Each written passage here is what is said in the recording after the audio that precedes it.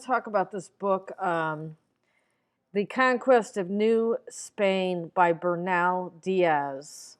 And this was a translation of his Spanish memoirs of when he came into Mexico and Central America with the Spanish and they took it over. And Bernal Diaz del Castillo was the last survivor of the conquerors of Mexico. And he died on his estate in Guatemala at the age of 89. He was born in 1492 and traveled over and was part of the group uh, and had observation about Cortez. And he wrote a memoir of everything that he saw and that happened because he didn't think people were doing a good enough job. But at one point, he quit writing but continued on. And in this book, he talks about the human sacrifices that the people were doing, and it was to their idols. And these priests were called papas. And he describes the warfare and how many of the people that he was with got killed, but they came back. He never really got rich. He was always poor, even though he had an estate. He never really profited from any of this. Now, there's several things in here, and like I said, there's quite a bit of a description about the sacrifices and that there was so much blood everywhere that it was even in these priests' hair. It was so matted with blood that they'd have to cut the hair to get it out. And let me just read a little bit. It says, these were the priests of their gods, who in New Spain are generally called papas. They brought us incense of a sort of resin, which they call copal, and began to burn it over us in earthenware braziers full of live coals. By means of a sign, they gave us to understand that we would leave their land before the firewood that they had piled there burnt out. Otherwise, they would attack us and kill us. Okay. In another passage, he says, it appears that they had just sacrificed some Indians to their idols so as to ensure victory over us. However, many Indian women were strolling about most peacefully, as it seemed, laughing and amusing themselves. So he's just commenting that it was normal to do all this stuff. There is something in here he talked about, and that was that not only were they human sacrificing, but they were circumcising themselves. And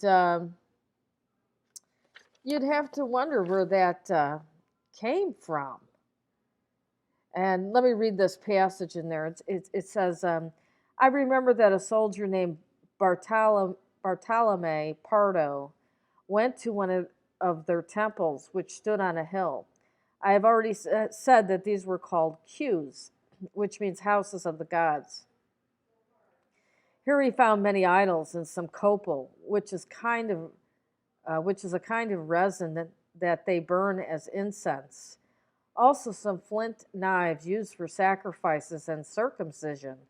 And in a wooden chest he discovered a number of gold objects, such as diadems and necklaces, and 2 idols and some hollow beads.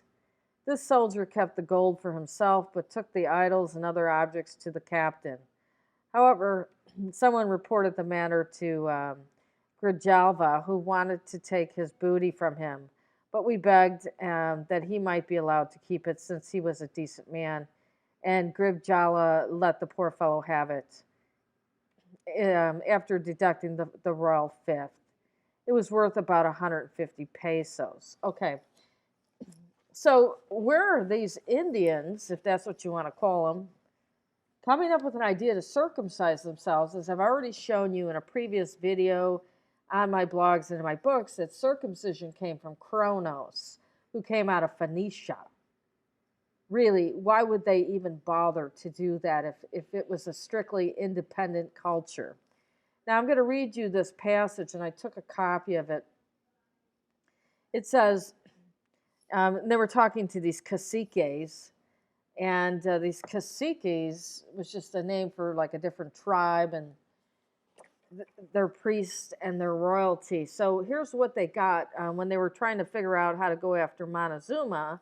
They were talking to these caciques or caciques and getting some information. And it says, as we had already heard all that the chiefs were telling us, Cortez stopped the conversation and, embarking on a more profound subject, asked them how they had come to inhabit this country, where they had come from, and how it was they differed so much from the Mexicans and were so hostile to them, seeing that their countries were so close together. They said their ancestors had told them that very tall men and women with huge bones had once dwelt among them, but because they were a very bad people with wicked customs, they had fought against them and killed them, and those of them who remained had died off. And to show us how big these giants had been, they brought us the leg bone of one, which was very thick, and the height of an ordinary sized man, and that was a leg bone from the hip to the knee. I measured myself against it, and it was as tall as I am, though I am of a reasonable height. They brought other pieces of bone of the same kind, but they were all rotten and eaten away by the soil. We were all astonished by the sight of these bones, and felt certain they must have been giants in that land. And Cortez said that we ought to send the leg bone to Castile so that his majesty might see it, which we did by the first agents who were there. Then caciques also told us of a tradition they had heard from their ancestors that one of the idols which they particularly worshipped had prophesied the coming of men from distant lands in the direction of the sunrise, who would conquer them and rule them. If we were they, said the caciques, they rejoiced, since we were so brave and good. When they had made peace with us, they went on. They had remembered what their idols had said, and so had given us their daughters in order to have kinsmen to defend them against the Mexicans. Okay, I'm going to stop. So he's telling you that these caciques had tales of these giants, and they actually had a bone that was just a partial part of a leg as tall as the Spanish guy.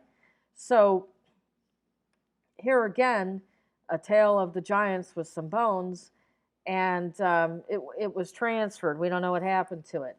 But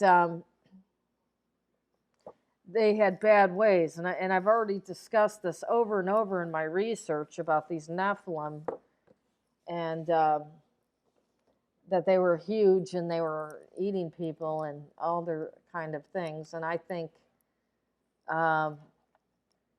they were probably out of Phoenicia and of giant stature.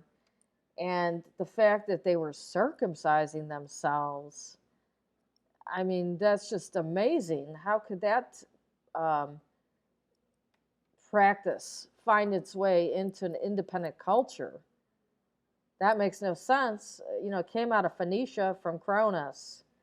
So here's just a little bit more of that hidden human story. Thanks.